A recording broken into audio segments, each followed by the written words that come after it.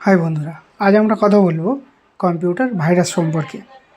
Computer ভাইরাসটা আমাদের শরীরে যেরকম ভাইরাস ঢোকে সেম টাইপেরই কম্পিউটারের একটি সফটওয়্যার বা ম্যালওয়্যার বলা যেতে পারে, যেটি কম্পিউটারের মধ্যে ছড়িয়ে কম্পিউটারকে ক্ষতি করার চেষ্টা করে, কম্পিউটারের ফাইল বা ডেটা এগুলিকে নষ্ট করার চেষ্টা করে।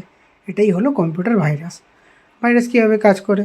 অন্য অন্য সাধারণ প্রোগ্রামের আড়ালে এটি লুকিয়ে থাকে, মানে অন্য অন্য প্রোগ্রামের সাথে এটি লুকিয়ে যায়। ভাইরাস নিজেকে কপি করতে শুরু করে দেয়। শরীরে যেমন ভাইরাস বাড়তে থাকে, ওটা নিজেকেও কপি করতে থাকে। এটি গুরুত্বপূর্ণ ফাইল মুছে তার সাথে ওটা জুড়ে যায়।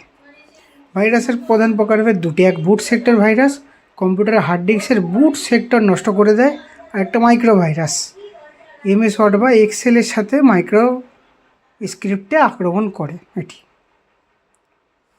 আক্রমণ হওয়ার লক্ষণ কীভাবে আমরা বুঝবো?